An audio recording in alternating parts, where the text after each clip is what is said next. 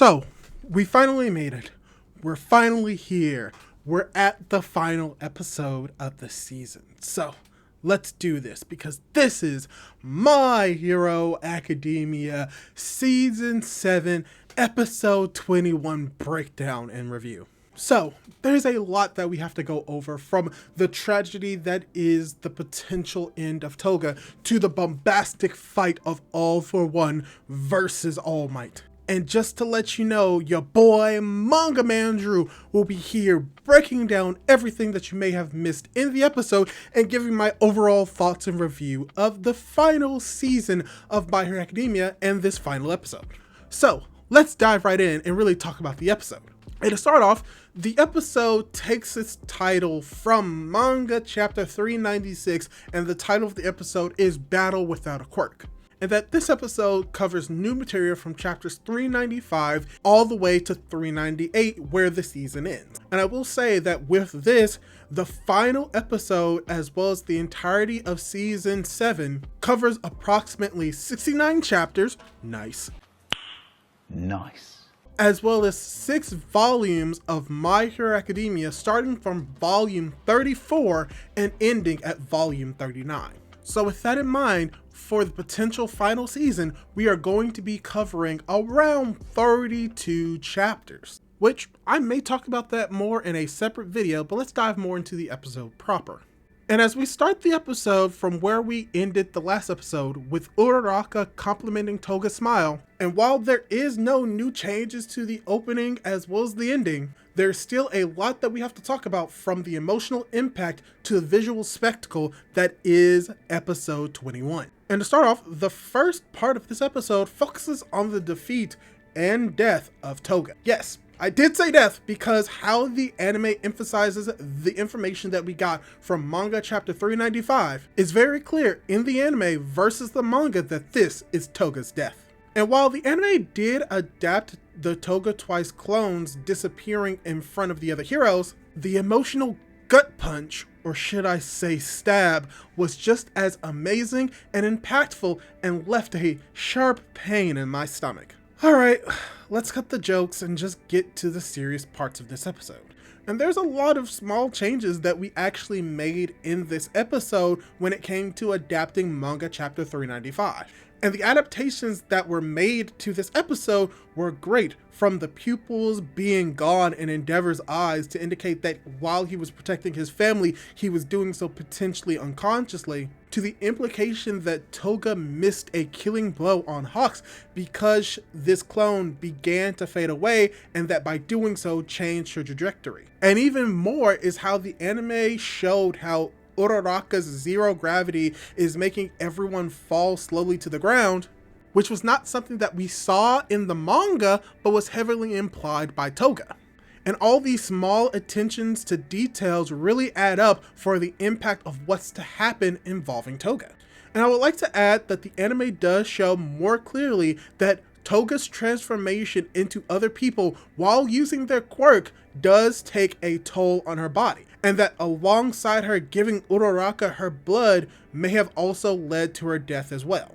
And just to add on to that even more, the anime even emphasizes how much blood Uraraka lost, and how it appears to be a lot more in the anime than versus the manga, which means that it's a little bit more clearly that the blood loss was affecting how Uraraka was dying in this moment, as well as just showing her moving around even more caused her to lose a lot more blood, which even Toga says is a lethal amount of blood lost at this moment via Uraraka. And how the anime adapted this is done amazingly, but it's still all but set up to reach the heart-wrenching moment that is Toga giving up her life to save Uraraka by giving Uraraka all of Toga's blood while sewing up Uraraka's wounds and laying beside her as she dies. And something else that I wanted to bring up is that the anime also shows a close-up of the suturing that Toga did on Uraraka to prevent her from continuing bleeding out. It is said in the manga that she did this, but we actually get to see it close up in the anime. And there is a lot of symbolism used in her death and how it's very similar to what we got in the manga. But it is more detailed in the anime, which makes it more impactful, with the added emphasis on the music choice being very reminiscent of songs that we've heard earlier on in the season with a more melancholic tone.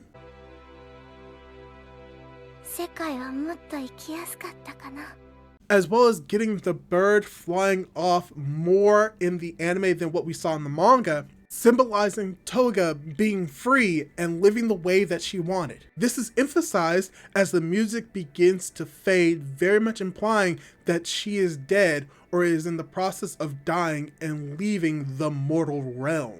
And Toga's end to her story is a tragedy, knowing that she died the way that she wanted and lived the way that she desired. In the end, being a hero to Uraraka as Uraraka cries over Toga dying right next to her. And what else can I say besides this episode perfected the manga sequence perfectly, from the aesthetic look in comparison to what it was in the manga, to even the emotional impact that it had on me, even to the point of shedding tears. Overall, I couldn't ask for a more perfect adaptation of the end of the life of Toga Himiko. And then we get the mid-episode transition that kills that emotions dead, where I no longer feel sad about Toga's death, but that sadness would eventually be replaced with, oh heck yeah, hype, as All Might versus All for One begins. And before we actually get to that, we get a new map graphic showing where All for One is and how this fight will take place 20 minutes before the Toga Twice clones disappeared, as we get the proper introduction of the armored All Might suit. And this fight sequence is going to be very elaborate, and I won't be able to go into all of the amazing animation sequences. But I will say that the fight starts with All Might facing off against All for One, Night Eye's predictions, and the potential death that All Might may face, with a smile looking like a badass. And here's where we get the proper introduction of the armored All Might suit, and how it's forming over All Might in a sort of 3D animation activation sequence that really just shows how My Hero Academia has been able to make 3D animation in this season look amazing. And just emphasizing how well this sequence looks and how it's well animated, with a first-person perspective from All Might's perspective as he's looking at the suit most likely for the first time. And how within this episode, we see it both having this 3D model that looks amazing, but just as amazing as well in a 2D fashion. And when it comes to how the suit looks, it looks amazing, and it looks very simplistic, which may be due to the fact that it's something that is only fairly recent, but I like how the anime added that the color and the lights on All Might's suit are very reminiscent to the lights that we see on Deku when he's using One for All. And just seeing how it just morphs over his body looks so fluid and just so amazing, even to the point where we see the antennas pop out on the side of his head. Overall, All Might getting into this suit is probably one of the best sequences in My Hero Academia that we've seen, and it only gets better from here. But also, there's something that is anime original when it comes to this adaptation of the armored All Might suit that I really like, because this episode really just shows how much Marvel as a franchise in the movie industry has influenced My Hero Academia. And I want to talk about that a little bit later, but I also want to bring up how the car, which is confirmed to be a support item for the suit, has an actual female AI voice, which is a very nice touch. It is probably a little bit more original and could be an influence from Spider-Man, who had a female AI voice as well. But yes, after this transformation sequence, we actually get to see some more of Tsukachi questioning All Might, as well as we get to see confirmation of All Might leaving. However, we do not get confirmation of when he decides to leave, which is fine that it's left open-ended, because if they were to confirm it, it could mess with like the impact as well as the characterization of All Might. So I'm glad that they did not specifically state when he left. But with this moment, Tsukachi believes that All Might has gone to his death, but La Brava has other ideas in mind, because she begins to stream the fight coming from Hercules' system, as she does it with a reference to Bleach, as if she's saying it as if she's calling out a Bankai, as All Might goes on the attack and declares that he will never enter a battle that he did not think that he would win. Or even more, that he never enters a battle thinking that he will lose. And that is from this moment where we get pretty much just amazing animation from the beginning of this fight all the way to the end of this episode. And that throughout this fight between All Might and All For One, we get to see a lot of massive attacks from All For One, as well as some very massive and cool animation from All Might. And this comes from such as All For One using a laser attack and swinging it at All Might, even to the sequence of All Might running towards All For One and flying towards him as well. And like I said, I won't go into every detail when it comes to how well these fights are animated. However, they are done and animated as a spectacle. And how something that is very interesting about the suit, if you notice, is that the weapons that are being used on the suit as well as in the Hercules car is actually akin to the quirks of his students in Class 1A. And it's at this moment where I really want to talk about how the suit has very much inspirations from Marvel as well as the MCU, because we do have multiple instances where we see inside of the suit's interior and the mechanisms as well as visual screens that were not in the manga, but is heavily inspired by the live action Iron Man suit, which has similar visual displays in a similar fashion with even similar color schemes, which may be the reason why it's called Armored All Might. As well as the suit itself pretty much ties into the fact that the first as well as all of the movies are canon to the world of My Hero Academia, as we get to see Melissa Shield, who is most likely responsible for the creation of this suit that All Might is wearing right now. But here's the thing. This wouldn't be a My Hero Academia episode in Breakdown if we didn't see reuse sequences of All Might just kicking All For One in the face multiple times. And yeah, this is one of the times where I'm very happy that they reused this scene because it's funnier every time I see it. And as we get reused scenes repeating All Might beating All For One with that big huge foot, I want to talk about how All For One is using multiple quirks against All Might, but All Might is actually mimicking the quirks of many of the students from Class 1A, either by using the hero names or the special move names of his students from Class 1A. And in order, we have Red Ride, which is in reference to Kirishima. Black Whip, which is in reference to Deku. Charge Bolt, the hero name in reference to Kaminari. Cellophane, the hero name in reference to Sarah. Sugar Man with the big foot in reference to Sato. Shoot Style, something else that is also referencing Deku. Pinky, the acid injection, which is a reference to Ashido.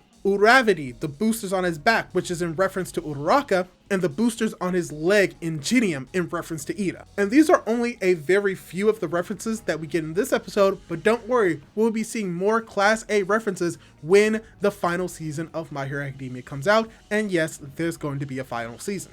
But yeah, along with those attack references being references to the Class 1A students, we have to not forget how much damage All Might is taking in this battle, as we see that he also has Tsukuyomi Dark Shadow, which protected him from his damage. I almost forgot one. But it's from here where we get to see a little bit more of All Might's backstory, specifically his interactions with his mentor, Nana Shimura. And this is where we get the full context of where and when they were able to meet each other for the first time, and how this shows how All Might's character is established and how he was always someone who wanted to be a hero and be a symbol of peace to take away the fear that people have. And how this is all a very key core of his character. And along with a core of his character, we see that he's thrown to a very familiar location that is a callback to Chapter 1, where All Might lands near Tatooine Station, the station where we got to see Deku in the present form at that moment where the story properly began. And as the episode approaches its end alongside the season, All Might reflects on his fight with All For One, as well as his interactions, as well as his teacher and mentorship with Deku, and how this is all leading him to this moment, and how his plan of causing All For One to get younger and younger the more damage that he gets, as well as being a distraction action is working in his favor, as we get the scene from the manga of All Might laughing, enjoying ecstasy because he is enjoying the fight while also potentially defeating All For One, which the voice acting in this moment was done amazingly, as the unhinged laughter of All Might begins to transition into new body armor that I listed prior, as it shows that All Might is going to go up against All For One with the full force of Class 1A behind him. As the anime adds a montage of all of the students of Class 1A and where they currently are during this war, as well as the status that they are in, whether or not they are conscious or unconscious, and how we see all of the individuals of Class 1A ending at Kaminari looking over the battle of Deku versus Tomura Shigaraki, as we get a lot of final cool new animation of Deku and Tomura fighting in this whirling vortex of energy and wind. And the episode ends with Deku seeing All Might fighting in his vestige energy form, as this episode ends with the same panels that end chapter 398 appearing in this episode, just showing that the final fight between the final main bad guys are here between Deku and Tomura and All For One and All Might. And while that is the end of the episode proper, the actual final moments of this episode pans over UA as we see the bloody All Might card left, showing that there may be more to come in the final season and how Bakugo may or may not be dead, and once again leading into the title of the final season coming out next year. So yeah, that is my breakdown and review of My Hero Academia Season 7 Episode 21. And overall, I'll just say that when it comes to the seasons of My Hero Academia, yeah, this is probably one of the best, if not the best season of My Hero Academia so far. I would say that this season is on par with the first 3 seasons of My Hero Academia and is leagues and leagues above seasons 4, 5, and potentially even 6.